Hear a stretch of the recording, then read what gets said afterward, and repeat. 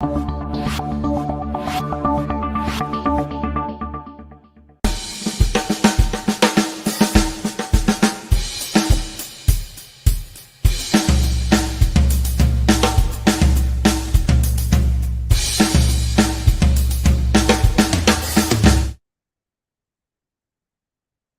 morning, everyone. Happy Monday. I keep talking about my hair sticking up, so you guys get to see that this morning, right? Nobody can see that. Your hair's not sticking up. No.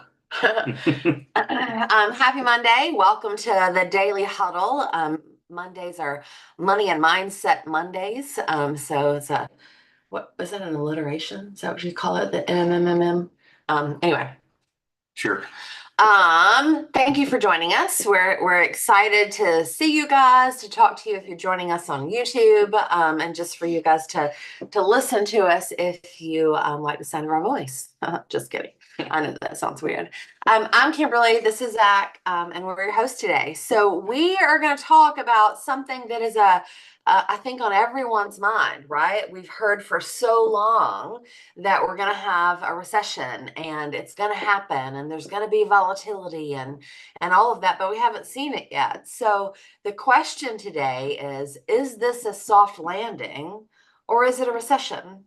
Our friend, and you guys have probably heard us speak of him before, but Paul Dietrich is the chief investment strategist for B. Riley, which is a wealth portfolio company. And he manages all of our clients' assets, right? So he is the active money manager and says, hey, this is what to put where. So we're going to talk to you guys today about his most recent market commentary and what he believes. I think he's a fantastic human, but he also has been in rooms that most of us will never have the opportunity to, right? He's managed Mother Teresa's foundation.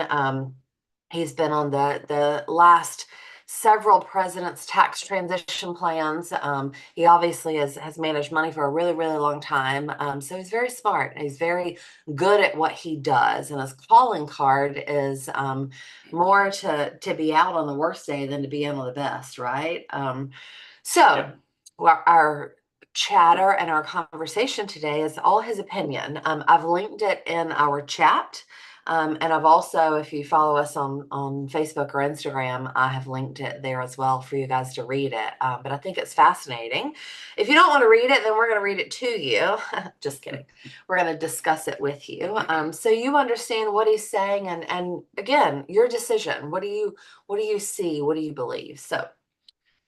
Yeah. So when you talk about what you see coming or what you hear coming, most of us have certain sources for our information, and this is a hot button across all lines about who's creating the information, who's controlling the information, who's receiving the information.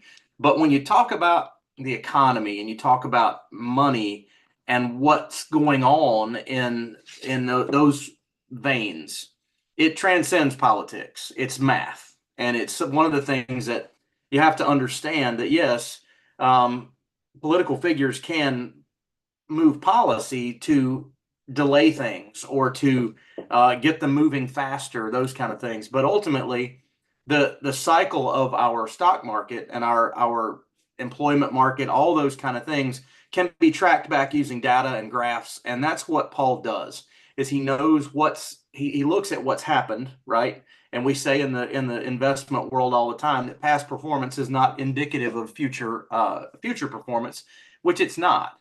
But what it does tell us is that there are certain indicators that show what's coming or what would have come had the economy behaved similarly to what it did in the past.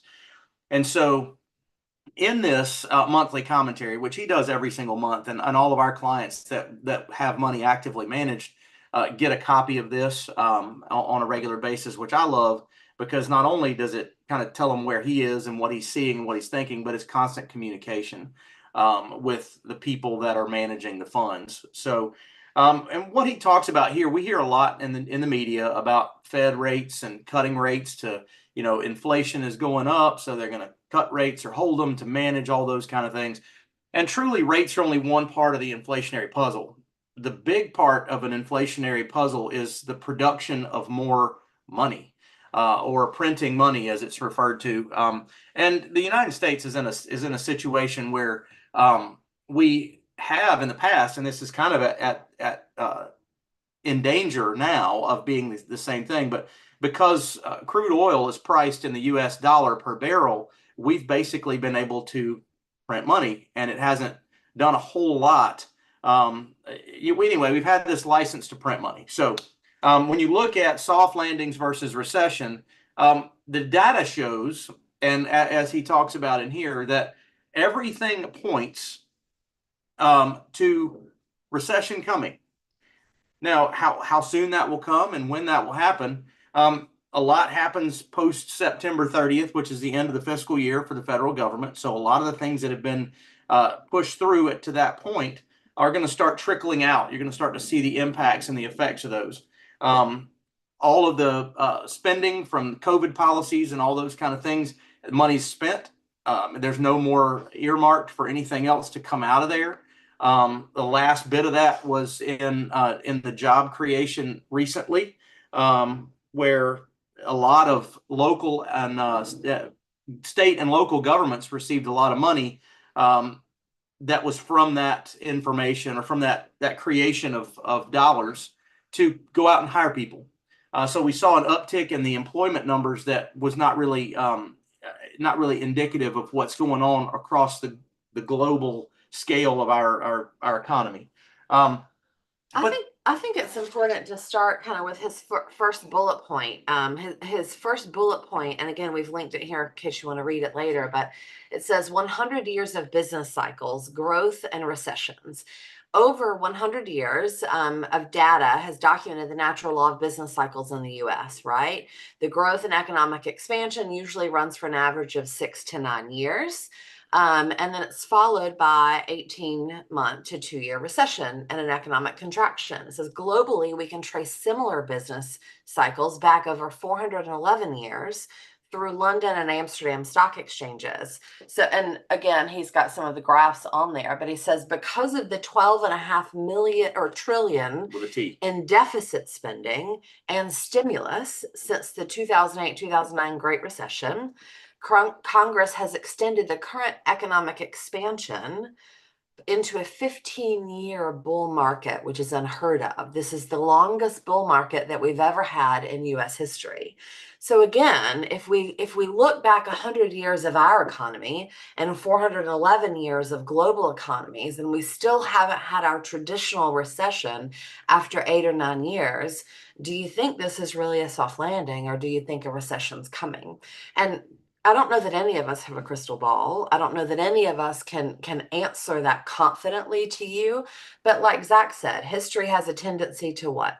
Repeat itself. Repeat itself, right? So if we forget about history or we ignore history because it looks perfect and this time looks amazing, are we ignoring the factors that truly mathematically, not emotionally, but truly mathematically point to what's coming next? Are we prepared? We had this conversation last week, right? I think it was last week, but are we prepared? Are you looking at the items that you need to look at? I think one of the things I want anybody listening to really do is to own your own knowledge and understanding of what's going on. I think we have, as a society, and I see this with our kids more than anything, we look for somebody to tell us it's going to be okay or tell us, what's going to happen next because we don't want to dig too deep. I think there's some sort of an innate sense that we know that we're not getting the full story. So we don't want to dig in ourselves and find this information we might not want to look at. So basically, after the election, no matter who's elected, one way or the other, there's probably not going to be a lot of stimulus dollars created. Congress is going to be divided right down the middle. So working together in collaboration, as we've seen in the recent decade, has deteriorated. The reaching across the aisle, if you will, it's become a really faux pas thing to work together. So because of the way Congress is projected to be divided moving forward, probably not going to be a lot of stimulus spending. So some of the things that have made the economy feel good, like the COVID relief dollars that were created really out of thin air and direct deposited into everybody's checking accounts. Both individuals and businesses. Yes, businesses made a lot of money, and a lot of that went, Forgiven. and a lot of that was, forgiven and not having to be repaid, those kind of things. And it was earmarked to keep employees on their payroll, right? In order to get those dollars, these businesses had to have a large payroll. It was very proportionate dollars to number of employees, and they had to keep them on using that money in payroll. So anyway, but nevertheless, it was money that wasn't being earned by that company, right? Through sales or revenue that was created, which then in turn went back into the checking accounts of people so they would continue to feel safe and comfortable spending. The economy is driven by consumer confidence. It's driven by their ability to think, I can spend this money today because I've got more money coming tomorrow. And when that consumer confidence, and there's the consumer confidence index, the CCI, is one of the things that drives future economic decisions for a lot of people in the money management space, because that's when and everybody's like, well, the stock market's still going up, because the stock market reacts last. And you'll see a lot of this stuff if you read through. Paul does a good job of explaining that. So I would tell you to click on that and download this. You can get it in PDF form. And if it's something that you want to see on a regular basis, then we can work that out too. But understanding what's happening and preparing yourself for a recession, a correction. One of the things that has history has told us is that these things that stretch out for longer periods of time sometimes have more of a volatile pop when the bubble pops. And we've got a lot of tech dollars out there, and similar to the dot-com collapse in the early 2000s, where everybody got into that space and there was a lot of massive growth, and then all of a sudden the bubble burst, and one or two of the top most solvent companies, but also with the best technology, stuck around, and everybody else that was still reaching or struggling or didn't have quite the same foundation collapsed. And that was it hurt the stock market, but it took all of those startups and those kind of things out of the game. You talk to people on a regular basis in this world, we have the same kind of situation right now in the AI space. You have people that are grabbing for market share. You have all these kind of things. So something's coming, and we know that. We just don't know exactly when. I think I think it is fascinating to pay attention. And I think it's fascinating to just look at what's around you. This conversation is not meant to scare you. It's meant to prepare you, right? It's meant to educate you. It's meant to say, open your eyes, pay attention to the world around you. I can't answer the question of what you believe for you. You have to answer it yourself, but you have to listen and you have to understand what you're looking at. So does anybody know what September 30th was? I'll answer you since you're all muted. September 30th was the end of the fiscal year. Does anybody know what happens at the end of a fiscal year when we talk about budgets? It is a use it or lose it conversation, right? So if I put a budget out there, think about, we hear it a lot of times in the infrastructure with roads and county or state governments, right? So we have this budgeted for this project. If we do not spend it by September 30th, that money goes away and it's reallocated for next year. So what happens naturally, nobody wants to lose their allocation. So guess what they do? They spend all of that money as quickly as possible or as much as possible by that September 30th deadline, right? Because next year, that means you have at least that same amount or maybe more in that budget that's out there. Well, it's October 14th. So September 30th just passed. And I say that to say, and we'll talk about this in a minute, but Zach hit on employment. Right. We've had unemployment go down, which is good for our economy. It's good for inflation. It's good for interest rates. It's good for everything. But did it really go down? Or did we spend the last of our stimulus, the last of our budget that was going away by September 30th to create a lot of temporary jobs for the next couple of months? I think probably my gut says, Paul says, probably that's what happened. I think, we won't see that until after the election. And again, we have a big election coming up. So is this puppet stringing the world around us, right? To make us see what we want to see? I don't know. I think it's very interesting and I think it's important to look at. So you want to talk some about that?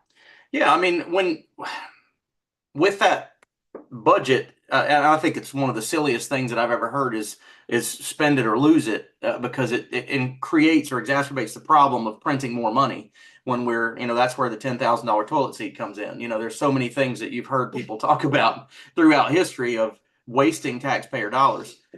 We can complain about a $20 Tylenol at the hospital. But that same thing was modeled by our government in how to when you're spending somebody else's money, right?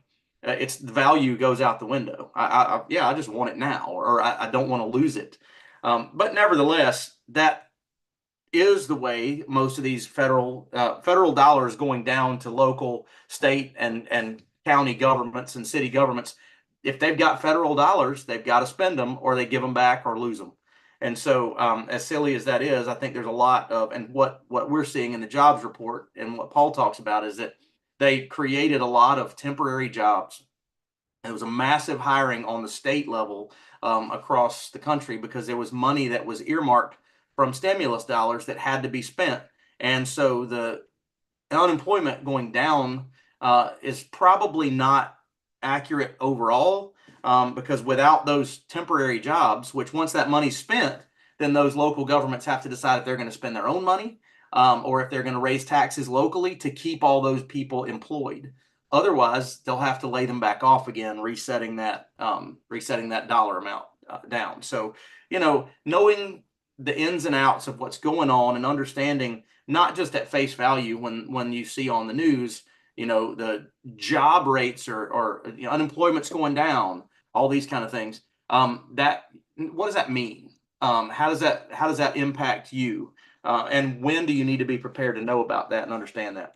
Now, what you got to realize too is, and you've heard the last several times right after this, we have congressional gridlock, and we're going to go, if they don't approve the budget and they don't do this, they don't do that, then federal employees go days or weeks or months without receiving a paycheck, because all of that salary money has to be voted on every single time when a budget is approved. Because the money that's already there, and if you understand how the budget's built, it's spent on other programs that are promised that can't go away, that are basically the government's contractually bound to those programs, such as defense, Medicare, Social Security, and then the interest on our federal debt, which is skyrocketing right now. Those things all have to be paid first before federal employees are paid, before a lot of the people that. So that's kind of silly, but that's what they're struggling with. It's not how much backwards are we going to go. It's not how much money are we going to borrow. Deficit spending obviously means spending more than you bring in. It's not, is that going to continue? It's just how much of it's going to continue. And because of what is going on, it's not going to go to the places that feel good to the average consumer like the previous stimulus dollars did. So anyway, all that being said, to understand, is a recession a good or a bad thing? I think that's one thing that, if you're prepared for it, it's actually a good thing, because all of the artificial propping, and when we talk about, holding things up with toothpicks, or the economy's upward trajectory is really kind of sitting on a balloon or a bubble that might need to pop. Not because we want people's accounts to go down, not because but it's the natural cleansing of the numbers. Great equalizer, right? So you can actually see where the hard economy is, and you start to grow again from there. So what we want to do is, like Kimberly said, and that's why we've aligned ourselves with people like Paul, is that we want to, and Warren Buffett said this for decades, that the most important day to be in the market is not being in on the best day, it's being out on the worst day. So, if for those of you that can relate, we call this last decade the lost decade. And why don't you talk about that and what that took to, and what that means, and why being prepared ahead of things is important. From 2008 to 2018, it was a 10-year period of time, right? And we call it the lost decade. That means that the people that lost 50%-ish in 2008, it took them 10 years to become level again, right? So 2008, their money's here, it drops to here. It took till 2018 to get back to level before they started making money again. If you're young, that's fine. But if it's retirement age, it isn't, right? So that's when you have to really start looking at things and listening and saying, yes, the market is great, right? We're at an all-time high and we keep setting new all-time highs, but we're also in a 15-year bull market, which says something probably historically for the last 100 and 411 years is going to happen.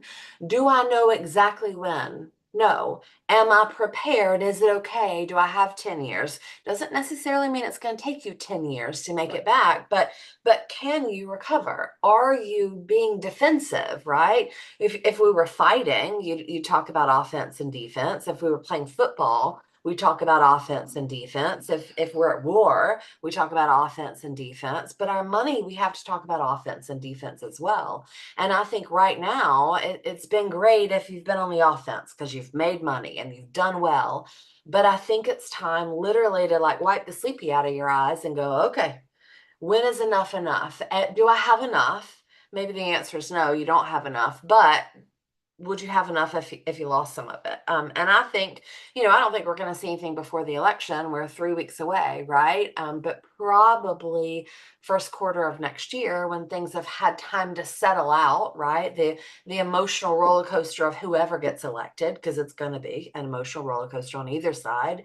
But then also the stimulus spending that's gone now and the jobs that were created, do they stay? And the consumer, confidence index, and like, what does that look like?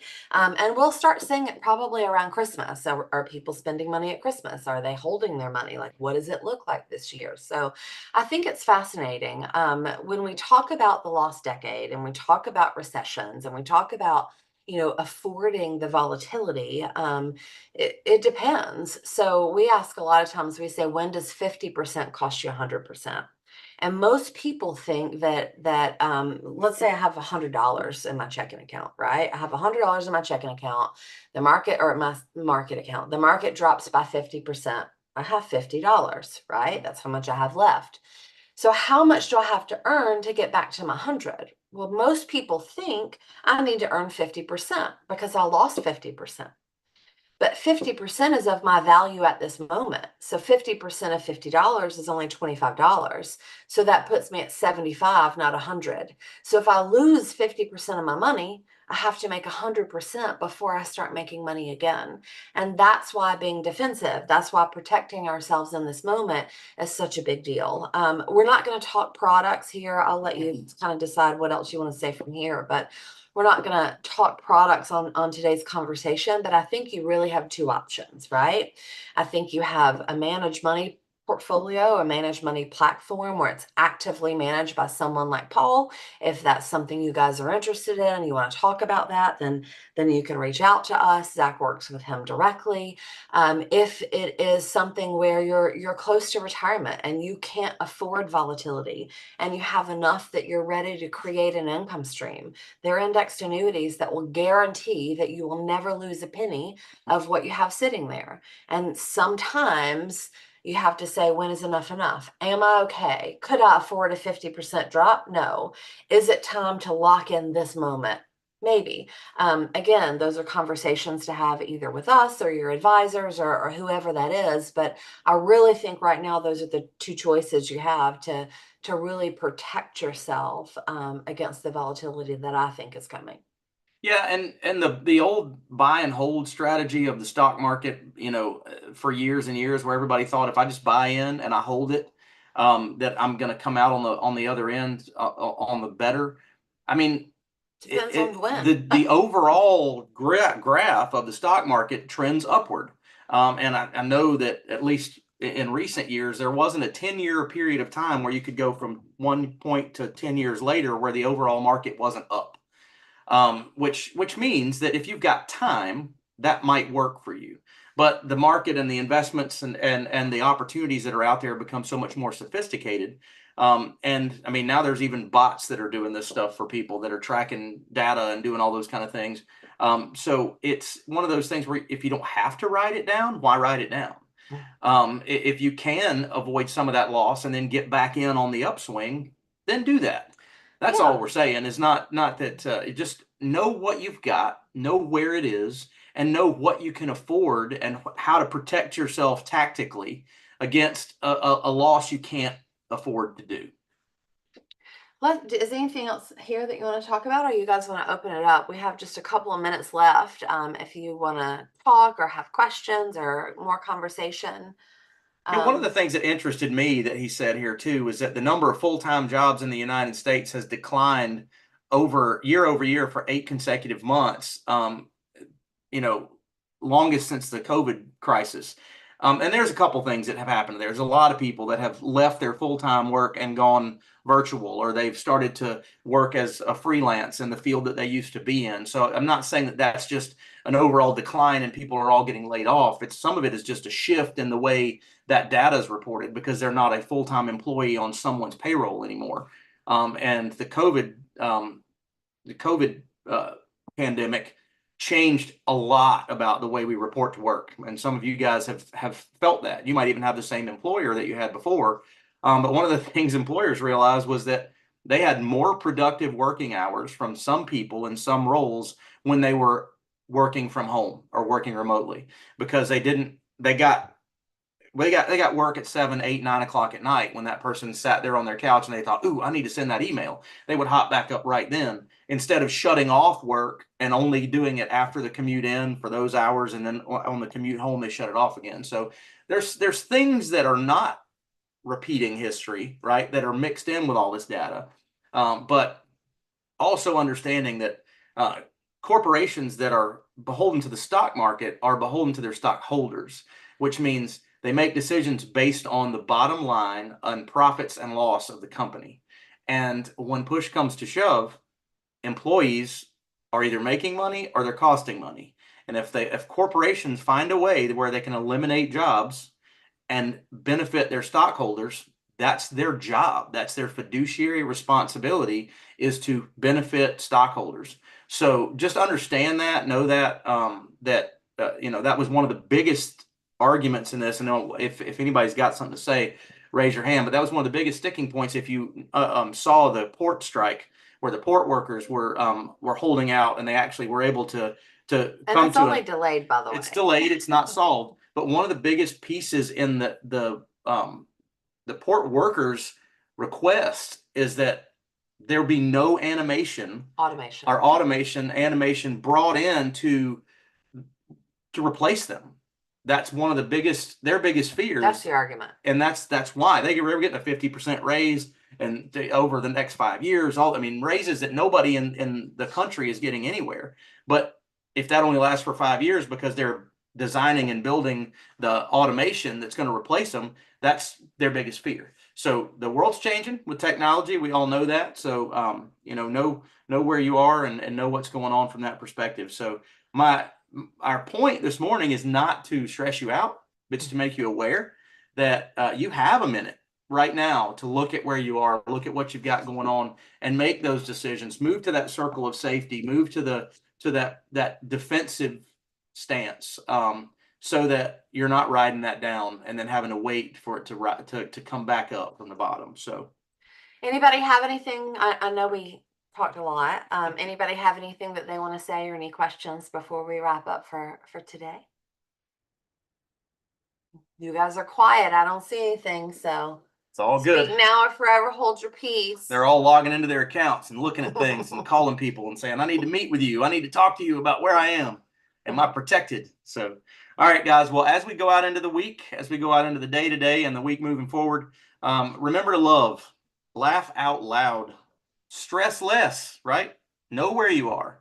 It's one of the biggest reliefs of stressors is when you actually look them in the face. We sit down with people and help them understand they're not as bad off as they think they are. Or maybe they are. Maybe they are, but they know where they are, know where they're starting from. So stress less. Eat things that are good for you.